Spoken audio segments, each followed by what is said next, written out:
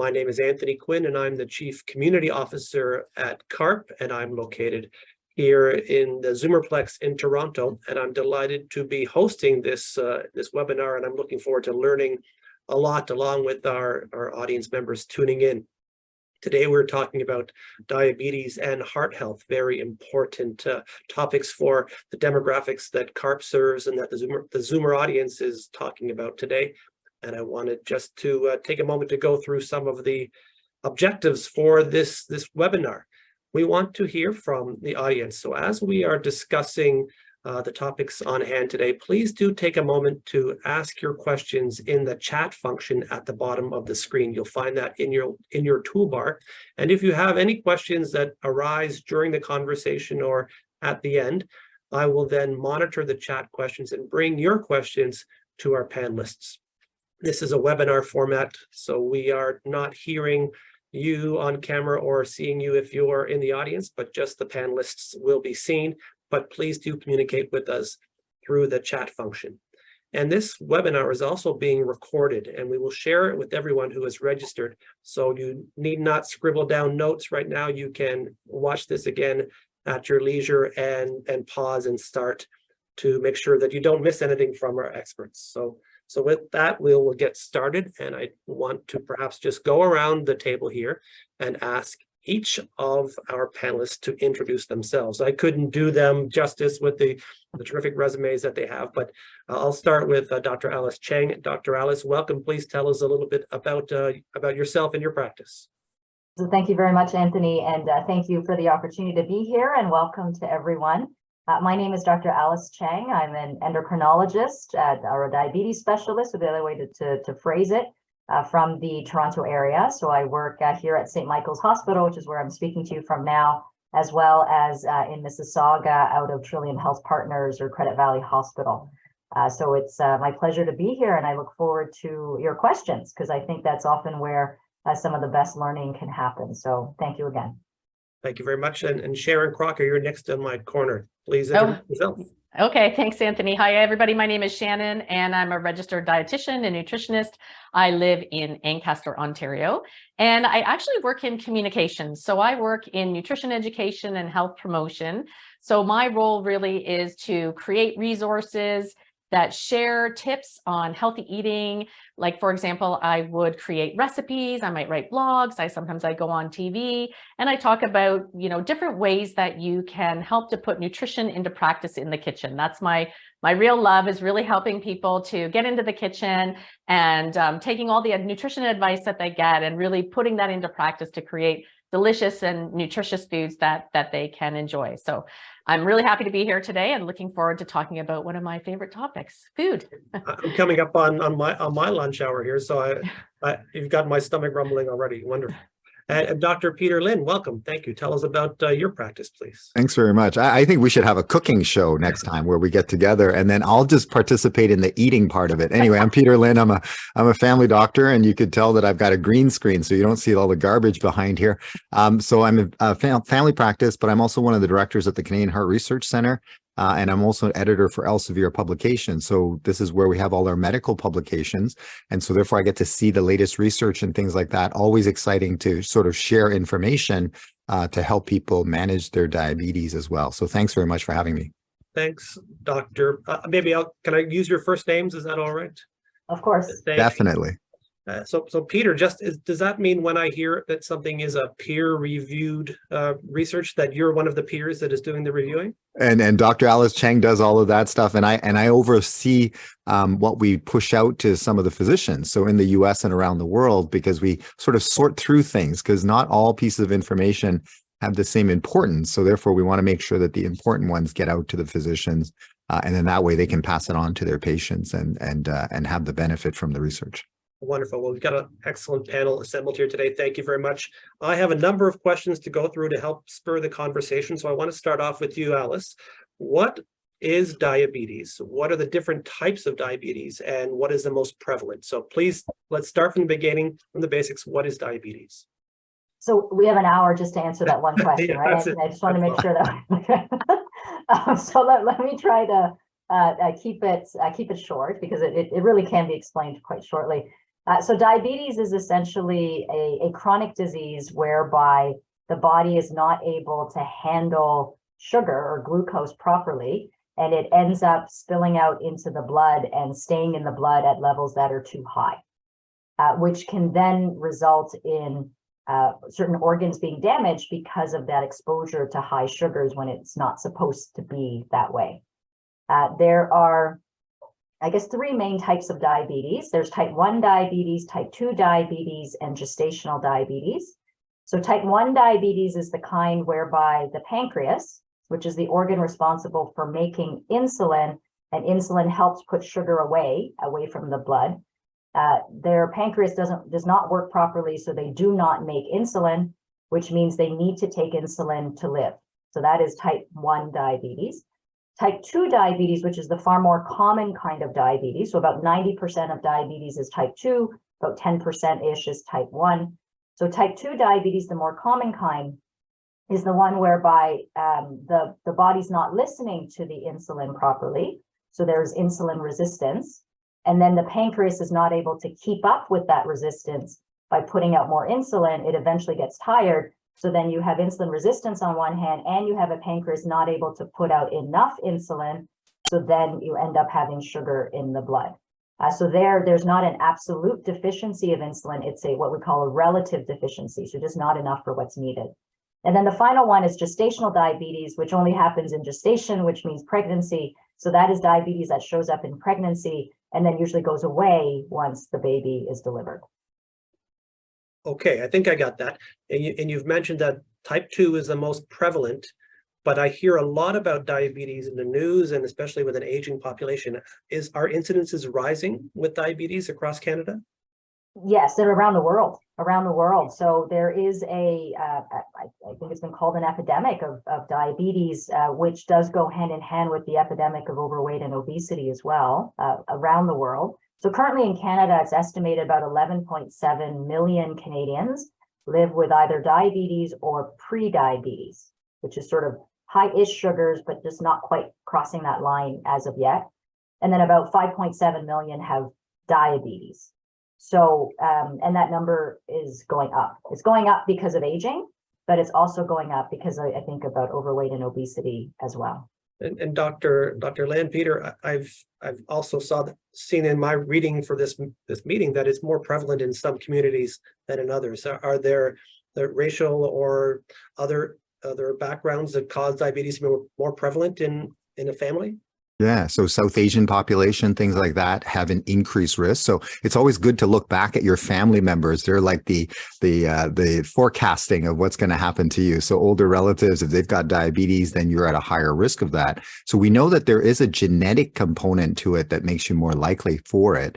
But then definitely lifestyle is a big deal. Like, for example, when Alice was talking about this insulin, not listening, things are not listening. So imagine, let's say I don't do any exercise. Actually, you don't have to imagine it. I don't do much exercise, so I'm sitting there. So if you look at my muscle cells, right? So the job of insulin is to move sugar into your cells so that you can burn it up as fuel. That's really what insulin's job is, for example, in the muscle cell. And so if I'm sitting there doing nothing, I only have like 2 doors where the sugar will come in. So when insulin comes and it turns the key, only 2 doors open up and a little bit of sugar goes into my muscle cells.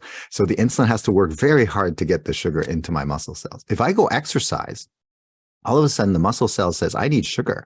And so it'll put many doors onto the muscle cells. So when one molecule of insulin comes and turns the key, you'll have many doors opening up. So much more sugar will go through our muscle cells. And so therefore, that one insulin molecule, if I'm exercising, is going to have a lot more effect than if I'm sitting around doing nothing. So this is what I mean by our lifestyle may have something to do with the insulin not being able to do its job well. So if we start doing exercise and those kinds of things, maybe we could improve how our insulin works within our body as well. So these are the kind of things that maybe when people hear about it, as opposed to me saying, you should go exercise. And then most of my patients look at me, you don't exercise, so why am I exercising? So anyway, so the idea is that if they were to move around a little bit more and change some of those lifestyle issues, it can actually improve and maybe even prevent some of these diabetes from happening, especially if you're in a family that has had higher risk of diabetes, for example. Well, I'll just ask Shannon then just to weigh in just quickly on that point about diet and exercise. What would your clients be coming to you for in regard to a potential diabetes diagnosis? How would you first deal with them? Okay, so I don't actually see individual clients. So what I do is more speak to the population and provide nutrition promotion and nutrition education to the masses, so to speak. So, but what I would say is that, healthy eating habits can make a huge difference. They go hand in hand with the physical activity that Peter was just speaking about in terms of helping, not only to manage type 2 diabetes, to potentially prevent type 2 diabetes, but also to protect your heart. And this goes for anyone with type 2 diabetes. It goes for anyone. So the kind of nutrition advice that we would share as dietitians for someone who has type 2 diabetes is really around a basic healthy eating pattern. So it's looking to more whole foods, more nutrient-rich foods, and less ultra-processed foods that are going to cause spikes in the blood sugar. As Peter mentioned, we don't want that extra blood sugar floating around. So the food choices that you make can make a really big difference. It's often easier to say than do, I think, knowing when I go into the grocery store, the things I see in the shelves, I want to go right to them. But it's interesting. It's interesting because your body uses glucose as its main fuel source, right? So when you find something sweet, your brain says, if you eat this, you will survive, right? So, and that's why animals go for ripe fruit, right? Like on a tree with apples, they always go for the one that's ripe because they need the sugar source. So that's why when we do find a sugar source, we tend to eat more of it because we think that will keep us alive. Because remember, in the olden days, we didn't have a whole lot of food floating around, right? So when you found a good sugar source, you would actually eat it and you would live. So that's why I think we're naturally attracted to those sugar sources. But unfortunately, if the sugar, as she was saying, comes in really quickly, it's kind of like having a rainstorm. So if all the rain for the whole year came within an hour, there's no way that our gutter system would be able to handle that. And that's the same thing in terms of diabetes. If we have sugar coming in very quickly, then our body's going to have a hard time managing it. So therefore, spacing it out and eating certain foods where the sugar doesn't come in as quick may be also helpful as well in terms of the diet that we're talking about. And Shannon mentioned food affecting your heart as well. And Alice, diabetes can also play an important part in the heart health of a patient. Can you tell us the connection between someone who has type 2 diabetes and how it could affect their heart? Absolutely. So when someone has diabetes, be it type 1 or type 2 diabetes, there are certain complications that can potentially occur. And we divide them as either microvascular or macrovascular complications. So microvascular means small blood vessel complications. So things like eyes, kidneys, nerves, feet, those would be considered microvascular. And then macrovascular refers to big vessel complications. So those would be the heart blood vessels, brain blood vessels. And we know that those living with diabetes, the primary cause of death for people living with diabetes is still macrovascular or cardiovascular. So it's heart attacks, strokes, heart failure, that type of thing. Sorry to interrupt. So people who have diabetes aren't necessarily going to die of diabetes as the number one reason for it. It's from cardiovascular problems. Correct, because it's very, very rare now that someone dies of diabetes, because to die of diabetes, it would be because of a massively low blood sugar that was untreated. Again, very uncommon now, given the better tools we have, or someone dying of super high blood sugars and ending up in a coma. Again, very uncommon these days.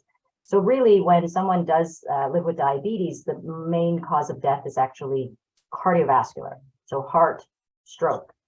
And the good news, though, which I think is critical that everybody know, is we have fantastic tools to help lower that risk. So there's a strong relationship between the two, but we can absolutely sort of break that bond, if you will, and try our best to lower that risk of developing heart disease or cardiovascular disease when one has diabetes. So Peter, when someone comes into your office and you've perhaps had a diagnosis of diabetes and they've been referred to Alice, the endocrinologist, what are those potential treatments or steps that people can take to prevent the heart complications that come along with diabetes? Yeah, and at the Diabetes Canada, we developed a thing called the ABCDEs, just to make it easy. So A is A1C, so that's the sugar sticking to your blood. So we measure your sugar sticking inside your blood vessels. So Alice was talking about these blood vessels. There's proteins that hang off of them,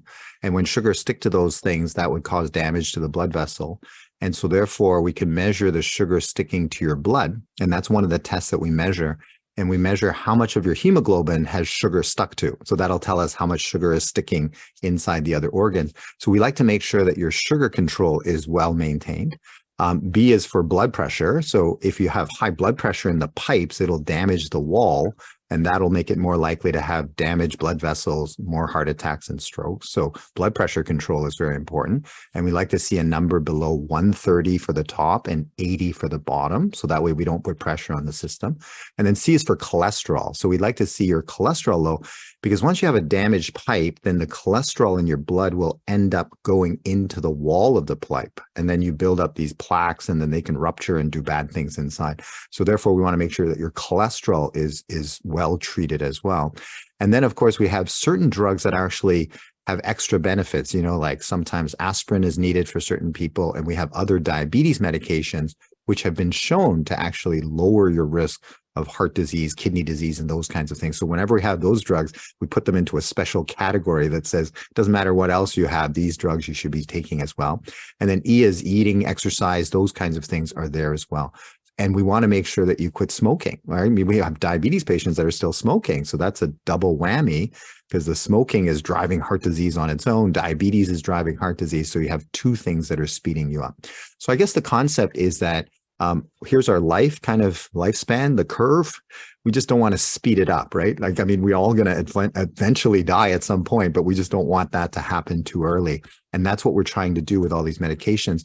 And a lot of times we tell our patients, I know you're taking a lot of medications. I had one patient that said, why am I taking all these things for the last 10 years, this handful of pills? And I said, every time you fill those handful of pills at the pharmacy and you haven't had a stroke and a heart attack and your kidneys are good and your legs are still with you and, you can still feel and walk, it's working. So in other words, those medications are holding back the disease. And that way, we want you to be able to live a good long life with diabetes. We just don't want you to get the complications of diabetes, like heart attacks and strokes and those kinds of things. And that's why, a lot of times our diabetes patients end up with a lot of medications, because we're trying to defend against all of these potential complications of diabetes. Well, Shannon, along with the medication that is helping to prolong, extend, prevent, lifestyle and nutrition go hand in hand. What type of lifestyle changes would you recommend to the masses as someone may be diagnosed with type 2 diabetes?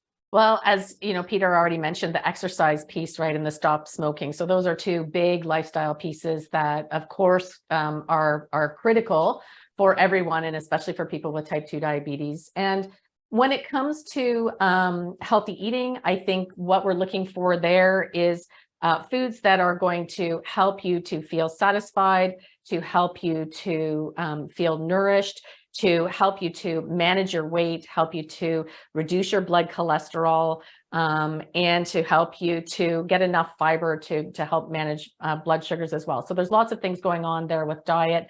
The other things, so we've got, stop smoking, we've got physical activity, we've got eating well, reducing stress. Stress management is a huge piece of a lifestyle change that you can make as well. And I know that's definitely easier said than done. And so I think finding things that really work for you is really important, hand in hand with that physical activity. For me, riding my bike on the trail. So I'm outside in nature, and it's kind of like a moving meditation. So, you really need to find things that work for you. And I think the other sort of pillar in the lifestyle that we haven't mentioned is sleep.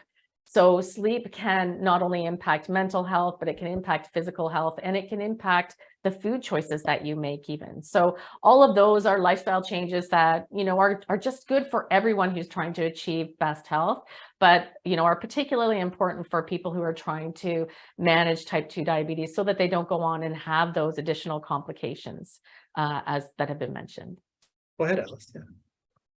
And if I may, Anthony, I just wanted to add to that. I'm not a dietitian, so Shannon, please correct me if I'm wrong, but one of the the simple things that I will tell a patient as they're waiting to see an expert, the registered dietitian, is from a portion perspective. And instead of carrying around measuring cups, because who does that? I always say that our hands are really our own personalized measuring cups, because it's really different size, right? My fist is a different size than Anthony's, different than Shannon's, different than Peter's. And for every meal you eat, you want one fist, your fist, in terms of carbohydrates. So those would be the starches, for example. And then 2 handfuls, like heaping handful of vegetables. And then you want 1 palm, the thickness of a deck of cards, for protein. And then the fat would be roughly a thumb. So this is just it's a personalized measuring cup, right? That you literally can't lose. And you can sort of bring up at every meal and have a sense. And usually once I start with that alone, if one can stick to that, can make a big difference. Because what's a typical meal? I mean, I'm East Asian, I'm Chinese, and we were talking about ethnicities earlier, and there are many ethnicities where it's higher risk, including Chinese people and East Asian descent. So a typical meal would be, this much rice, and then maybe this much vegetable, and then maybe this much protein. So it's all backwards, right? So I think there is this personalized measuring cup thing is a useful tool for people to I'm very thankful I have a big fist. but I must admit, yeah, I think that has been useful, because when you look at your food, you could visualize what it is, which is very useful. And a small study came out saying that should we be really doing exercise? You know how we tell people 30 minutes a day and 5 times a week, and that's good. And so people said, well, what about the other 23 and a half hours, right? So when you look at areas where people live a long time, like these blue zone areas where people live to 100, like 10% of the population live to 100, they don't actually do exercise. They just keep moving all day long. And I think that's a good idea. So, how people are saying, it's a standing desk is better. It's actually sitting is actually the toxic activity, right? Because basically when you sit, your body says, I don't need the legs to be on. And the leg muscles are very expensive to keep alive, right? You have to send a lot of blood flow, a lot of sugar, because they're big. So therefore, as soon as you stop moving, your body will shut that off to conserve energy. And so now all of a sudden the arteries in the leg get tight, and now your heart has to pump against these tight little arteries, and so on and so forth. So everything goes wrong when you're sitting down. When you're moving, the pipes are big. It's easy for your heart to pump into. Your muscles will suck up the sugar because it needs to move around. So it's going to use up the glucose. So keeping moving, I think, is the concept, as opposed to the sitting is the bad part, as opposed to, I got to do 30 minutes at a gym somewhere, right? It's sort of the constant activity. Might be good. So I've been telling people to play with a water bottle underneath their desk, and you just put your foot on it and roll it back and forth, and you'll burn some calories anyways. It's finding little ways in your day, like taking the stairs instead of the escalator, that actually can all really add up. And I like the concept of the snack break for nutrition or for physical activity, right? So it can be, you're taking a break from your desk or from, whatever you happen to be doing, and you just go for a walk around the block, or maybe you do walk to the grocery store if it's close enough instead of taking your car. So finding ways to be active in your day, like you said, Peter, is really important. And I think what you really need to do is find things that you really enjoy, because if you don't enjoy it, if you don't enjoy going to the gym for 30 minutes at a time, you are not going to stick with it. So finding things, it's the same thing with, food, right? Like you don't have to give up all of your favorite foods. You just have to find ways that you can incorporate them and enjoy them, and maybe make them a little bit better. And to Alice's note about having something visual, what we also talk about is the plate. So, you talk about proportions of food. So half of your plate filled with vegetables, a quarter that's starch or, starchy grain or starchy veggie, for example, whole grain, and then a quarter of your plate, excuse me, as protein. So again, you might use your fist to sort of figure out the actual amount, but that's a good way to look at your plate is, has half my plate or bowl been filled with vegetables? And people are coming to all of your attention often at different points in their lives, different other conditions, other health conditions they may have, comorbidities. I think there's a word that they say sometimes. So not everyone's starting from the same spot. So I think, as you said, Shannon, it's good to find something you like, somewhere you're comfortable, and the importance is getting started and starting to eat a little better and starting to get moving, understanding that not everyone's going to be starting from the same place. I wanted to just to bring attention to a question that came in, and a couple of keywords I saw in that question were keto and Ozempic. And I've heard them both in the news over the last couple of years, and some more than others. So maybe, Shannon, to you first, what is a keto diet? What does that mean? And then I'll go to Alice or Peter about Ozempic after that. Right. So a keto diet is typically a diet that is very low carbohydrates. So carbohydrates are quite restricted. It doesn't mean you don't have carbohydrate foods, but they might be foods that are quite low. All foods are going to have a small, well, not all foods, fat doesn't, for example, but a lot of foods have small amounts of carbohydrates. So the idea there is that you are focusing in on high quality protein foods and quality fats. You can still have foods like vegetables, but you're going for things like leafy greens that are very, very low in carbohydrates. And the idea here is that you're going to restrict your carbohydrate intake so that you're not going to be flooding your body with sugars. And there is some evidence that the keto diet can be beneficial for type 2 diabetes and for weight loss, but it's the sort of thing that I would always recommend someone speak with their physician, their dietitian, their diabetes expert before jumping into that, because the diet definitely needs to be very personalized. But that's the gist of the keto diet: very high protein, very low carbohydrate, with the intention of managing your blood sugar levels. And Peter and Alice, you can add to that if there's something in there that you see as well. Yeah, you've hit it on the head. And I think the thought was, if I eat a lot of sugar, then I have to use my insulin to deal with the sugar. Yeah. So then the thought of, let's get rid of all of it and then see what happens.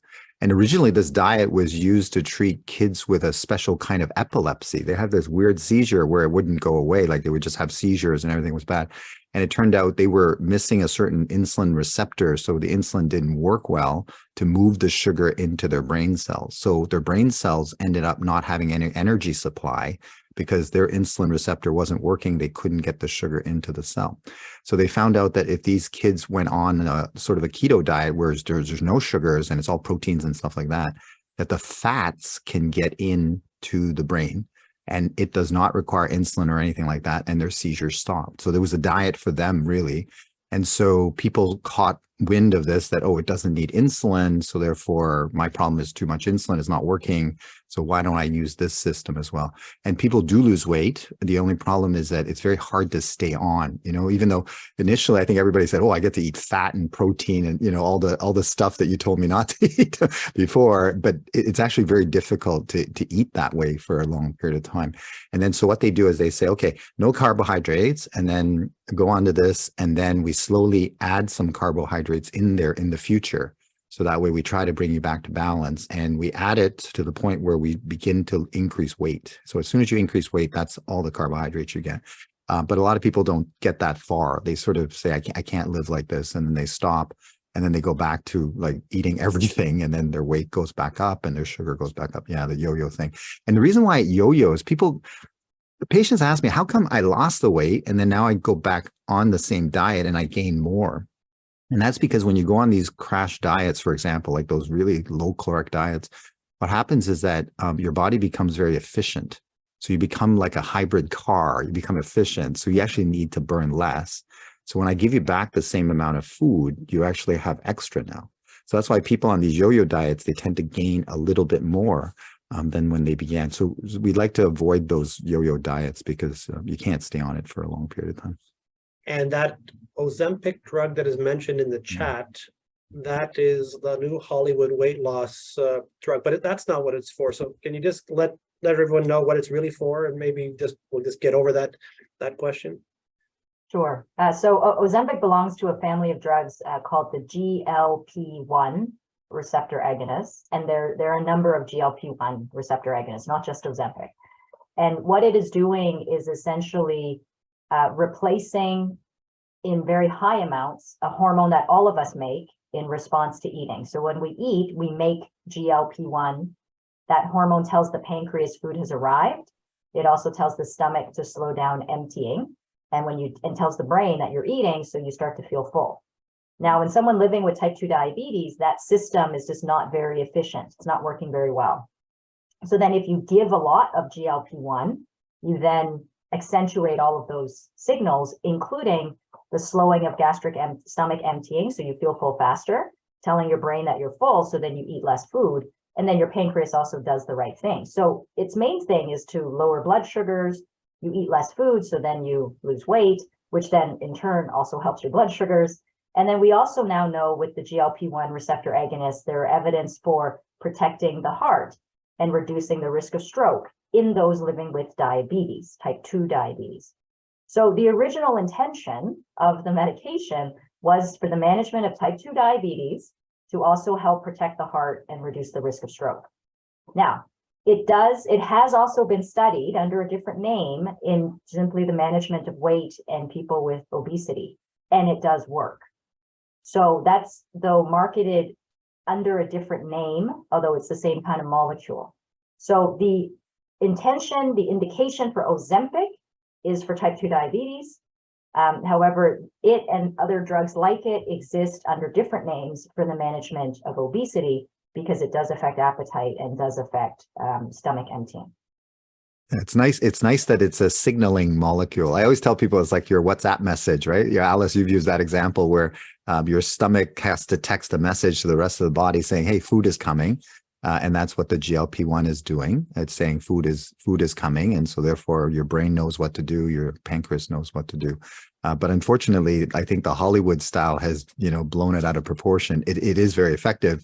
It's just now we have lots of people trying to get a hold of it now to the point where our patients with diabetes are having difficulty getting it for their diabetes because so many people are using it for weight loss purposes. So we'd like to keep it for diabetes patients if we can in that case. So technology and medication, important part in caring for folks with diabetes. What are some of those other medications and what do we see coming in the future? If you're looking at upcoming reports and peer reviewing, what are we seeing now and what's coming down the pipeline? So maybe I'll start, and Peter, you can add your thoughts as well. So one of the classes of medications that we have now already, which is a great partner for a GLP-1 receptor agonist, are pill medications that are called, there's lots of alphabets in this, SGLT2 inhibitors, or I call them the peeing drugs. They're the ones that let you pee out sugar. And when you pee out sugar, you actually protect the kidneys because there's less pressure in the kidneys. When you pee out sugar, you lower your blood sugar. And when you pee out sugar, you pee out calories. So that also helps with your weight. And it drags along with it some salt and water. So then you also improve your blood pressure. You can imagine doing all of those things addresses a lot of that A, B, C, D, E, S that Peter had mentioned earlier. So that class of medication has also been shown to protect the heart and also protect the kidneys and reduce the risk of things like heart failure. So we use a lot of, I would say, SGLT2 inhibitors and GLP-1 receptor agonists in people living with type 2 diabetes to provide the organ protection independent of the sugar lowering. So that's currently what exists now. We also have other great tools like certain blood pressure medicines we've had forever that work well, ACE inhibitors, ARBs, aspirin has already been mentioned. And then in the future, we're going to see things like further combinations of hormones that we can harness their power to affect further weight loss, further control of blood sugars, and then hopefully that also means further reductions in complications. Yeah. So in other words, the medications have been great recently, showing all these extra benefits that Alice was talking about, like less heart failure, less kidney problems. And so now the bar is set a little higher, right? So before it was just show me you can lower sugar. And then now it's like, show me you can lower sugar and protect my kidneys and protect my heart and, those kinds of things. So I think that's why some of the patients might find that they might have been on some medications for like 20 years. And their doctor is saying, like, we need to upgrade you to the next, it's almost like the next smartphone, right? Like, we've got a better one for you. So if your physician is trying to do that, and I have a lot of patients that, no, I've been taking these things for, 100 years and it's been good. They're doing it for your benefit, right? So it's sort of like getting rid of the old, remember the old push button phones that we used to have. I don't even remember what we called them, but basically those little flip phones we don't use anymore, and we all have gone over to the smartphone. So I guess that's the same kind of feeling that we're having here, is that we're upgrading everybody from things that just did one thing, like make phone calls, where they just lower sugar. Now it's lower sugar plus protect kidneys plus protect heart, all these other things that come along with it. So if your doctor is trying to do that, there's a good reason why they're trying to upgrade you, because in the long run, it's trying to protect you from those complications. So should patients, we're not giving individual medical advice on these webinars, but should patients talk to their doctors about, well, I've been on this medication for 20 years. Is there something new that I might want you to investigate for me? How would a patient bring that question from either something they've seen on, Dr. Google, or from educational webinars like this, where they have heard from an expert? What should they do when they take their next step? Well, how about this? Like, do not go in there and say, well, we heard some experts say that you're an idiot. You didn't give me the news. Okay. So that may not go over so well. I usually get very angry when that happens. So in other words, Dr. Google, people don't like. But I think just saying, you know what, I've been on these medications. Is there anything else that I need to do? And then that just sort of gets the physician thinking, okay, you know what, this patient wants to look at futuristic stuff or things that we can improve. And then you sort of work it together as a team, even though you know that there's a few things there. It's just, you have to play a small game. So therefore you don't insult your physician. So we don't want people to go and say, I read on Google or whatever, because then there's always a defensive kind of thing, right? Like, it's almost like I have to defend against this thing. But if you ask about any other improvements or anything else you can do to help, prevent complication of diabetes, I think every nurse, pharmacist, doctor will be happy to talk about it, I think.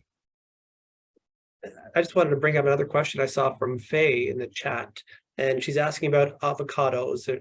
Are they good fat? But Shannon, are there superfoods? Are there something that someone should really focus on as a superfood for type 2 diabetes, or even the related heart complications that go along with it? What are the go-to superfoods? Yeah, so I don't always love that term superfood, because it's really a marketing ploy, right? So there is no definition of superfoods. But having said that, there are foods that, are super or helpful, beneficial to for type 2 diabetes. And so those would be whole, nutrient-rich foods, and fewer highly processed or ultra processed foods. So the whole foods that we would look at are foods that are going to give you fiber, lean quality proteins, quality carbohydrates, and healthy fats. And all of that combination is going to help you to keep your blood sugar levels more stable, help you to stay satisfied, and help you to get enjoyment from food. So some of the top foods that would be in those list of foods that are highly beneficial and are going to give you those nutrients that you need would be dark leafy green vegetables. And I always recommend, if you can, to have a serving a day. And that could be spinach, it could be kale, it could be arugula, it could be collard greens, whatever greens you like that fit with your personal eating pattern. Whole grains. So for example, barley or oats or even brown rice, if we can use that in swap out some of those refined grains.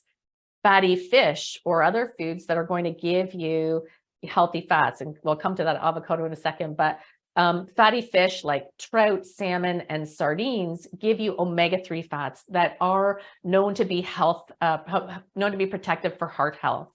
And right now I'm loving sardines. I'm trying so hard to eat more of them. They haven't been a food that I've usually eaten, but I'm really trying to encourage people to try sardines, because not only are they packed with protein, one of those little small tins, 25 grams of protein, fabulous amount of protein, jam-packed with omega-3 fats, quite rich in omega-3 fats, and very affordable and accessible.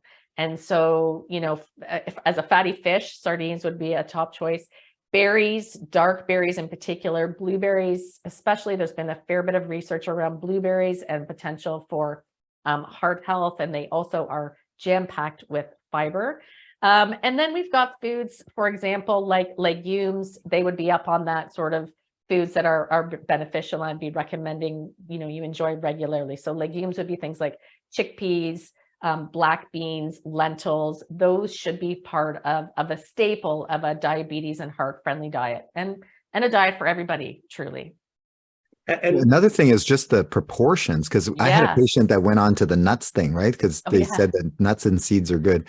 And he was eating like a bag full of the walnuts, right? He goes, it looks like Yeah. the brain. It's good for my brain. And so, and I said, you just consumed a huge amount of fats and stuff like that, which are all Yeah. good, but you consumed a huge amount, right? So remember seeds and things like that, because in nature, the seed had to contain everything so that the thing will grow.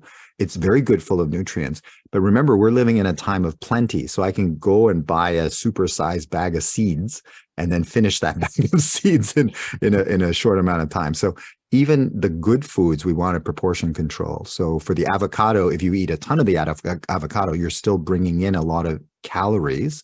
And if you Mhm. don't burn the calories, your body will say, I'm going to store them for a rainy day. Because Yeah. in the past, whenever we had extra food, we would have to store it for times when there was no food. But now we store it, but then we're going to eat again tomorrow and then store it and eat again and we store it. So if you eat 10 avocados, you're going to be storing all that extra energy. So even though it might be good fat, you're still storing a huge amount of energy at the end of the day. Yeah, it's about quality and it's about quantity. And I think that's a really great point.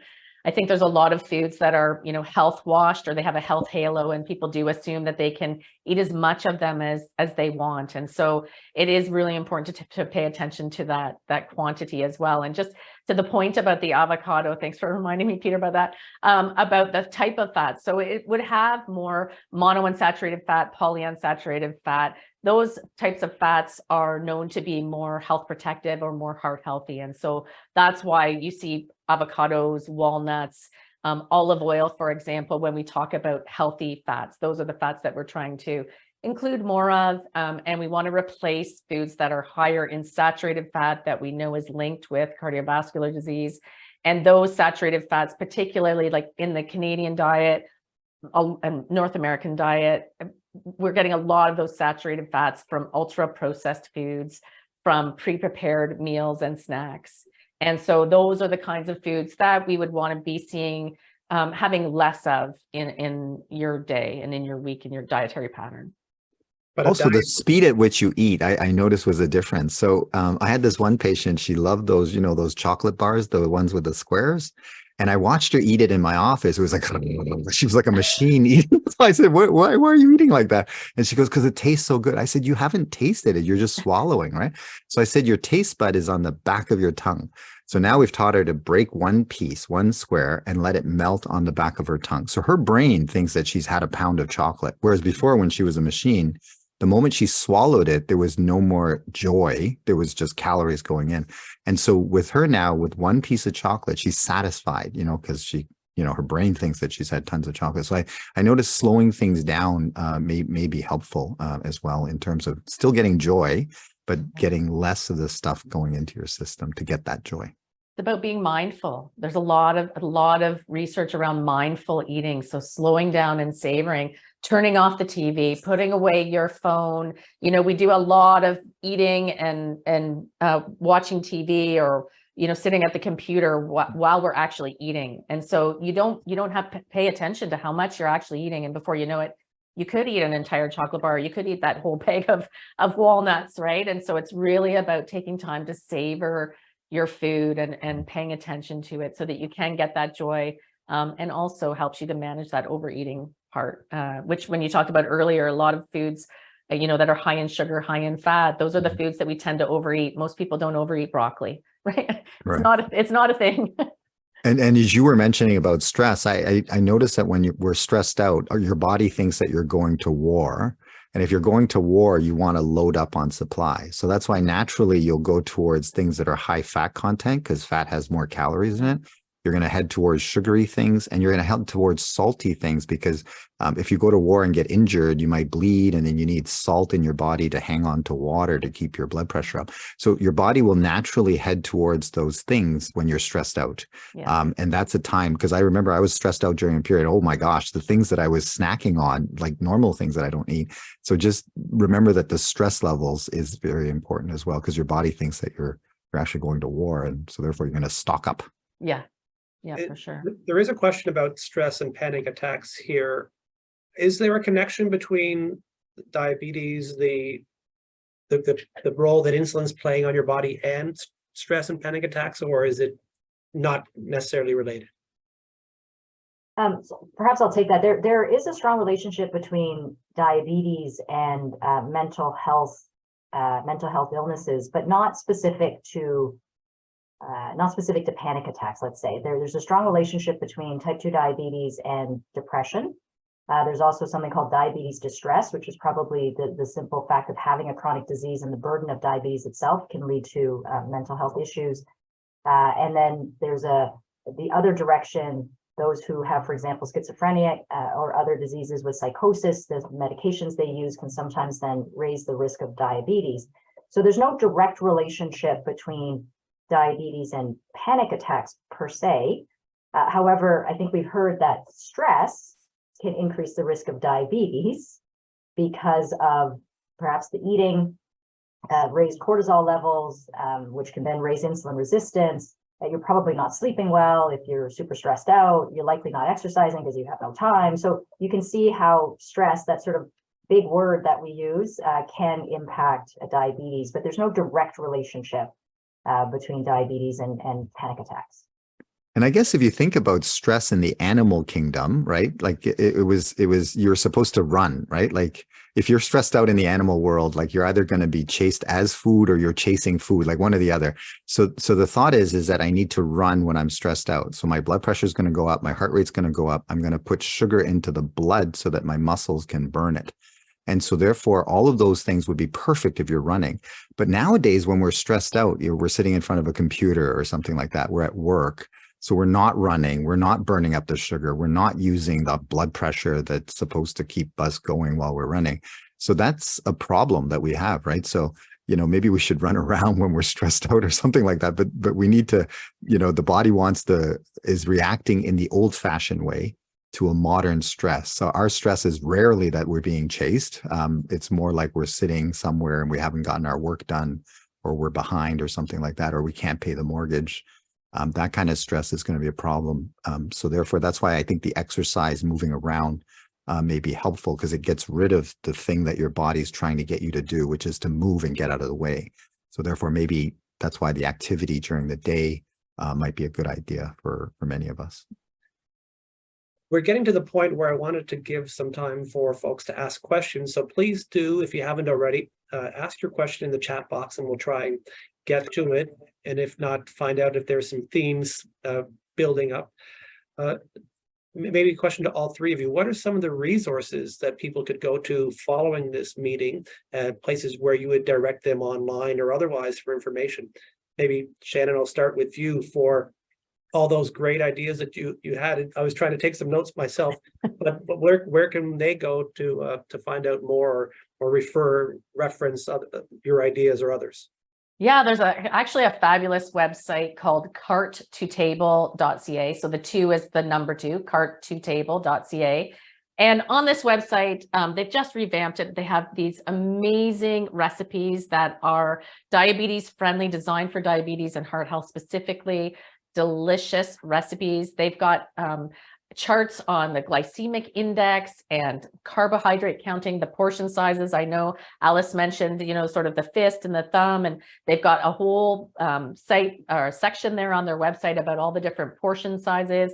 There's shopping tips. There's various ways cultural cuisines are covered. So if you are looking for different swaps and substitutions that would work with your own personal preferences, cultural preferences, there's information there. So that's a website that I definitely would recommend people check out. And Alice or Peter, any references you would give your patients? So I've put 2 websites into the chat. Hopefully everyone can see. One is to the Diabetes Canada website, where there's a lot of general information about diabetes.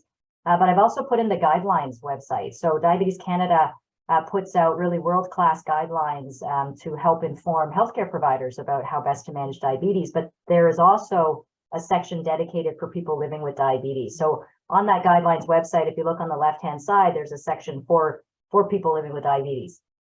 So I would certainly recommend that people check that out. And there's some great resources there that they can turn to. And by the way, Alice was the chair of those guidelines. That's why she knows them inside and out. So if there's that was 10 years ago, but thank you.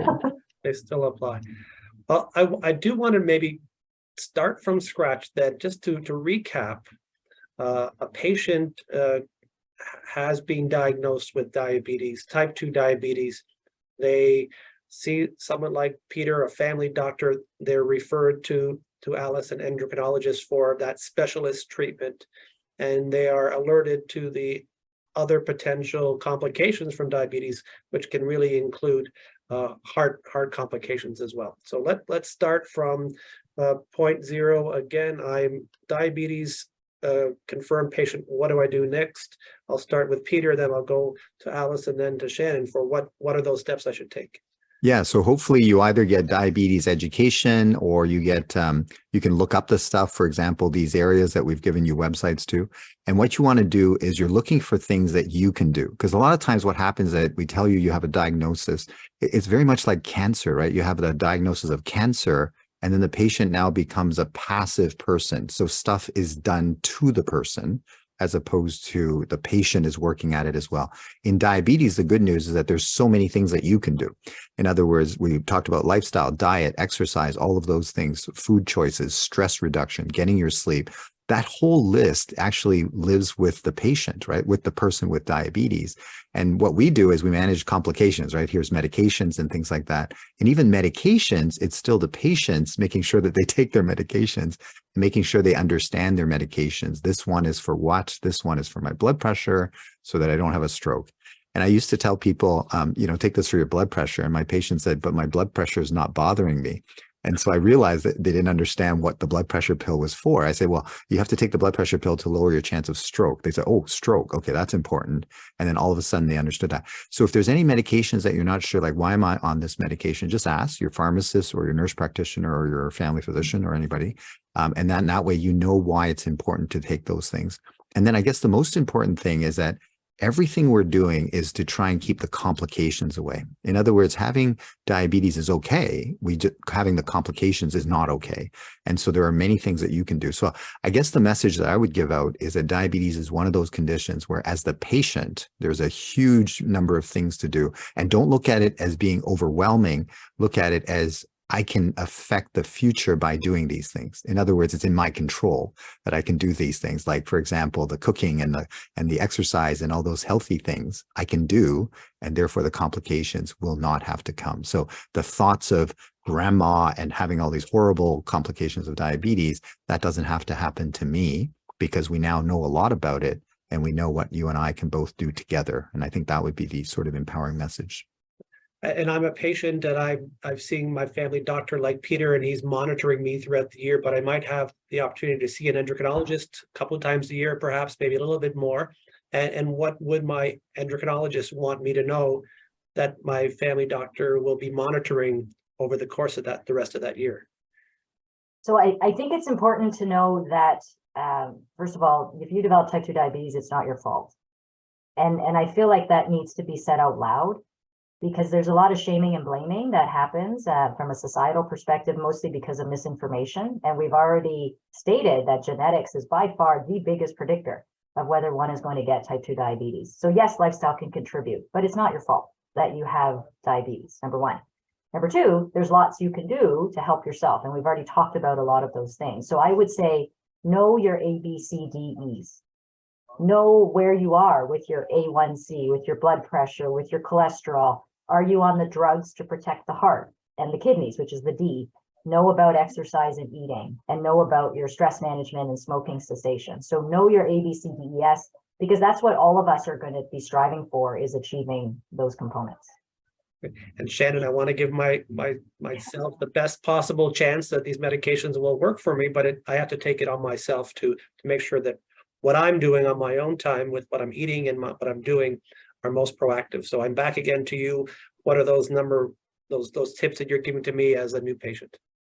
Well, I think, both Alice and Peter have mentioned this as well. And that is that, lifestyle changes, diet changes can seem overwhelming, but you don't necessarily have to do everything all at once. Small shifts can make a really big difference. And so it could be, I like to talk to people about making swaps in foods that they do every day. It doesn't have to be a complete diet overhaul. You don't have to start from scratch. You don't have to go into your kitchen and throw out all of your food, right? Like you just need to maybe take a look at a few simple swaps to start off with. So I might say to someone, hey, let's start off with breakfast. Like, what can you change at breakfast? Instead of having your white bread toast with your coffee for breakfast, can you have oatmeal? Can you have some blueberries on that? Those are some of the things, right? Taking some of those small steps. And I think too, what I really want people to know is to think about it, maybe try to reframe it in your mind as a positive step versus, things that you have to stop or take away or restrict, because that can be very defeating.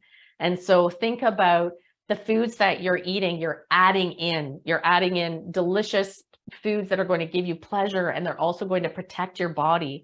So what you're doing is you're taking steps to, give yourself a chance versus restricting foods that you love and taking away foods that you love, because that's just going to make you feel really awful, and it's not necessary. So I think that sort of, have a thought about, addition versus subtraction, and keep that in mind as you start to work through and take those small steps to make some bigger change and differences. Well, I've learned so much from the patient point of view, from the layman's point of view, and I'm so glad that we have these types of resources available to us in Canada. And I'll encourage everyone who's listening in to please be as proactive as possible. Take what you've learned here today from these experts and implement it into your own life.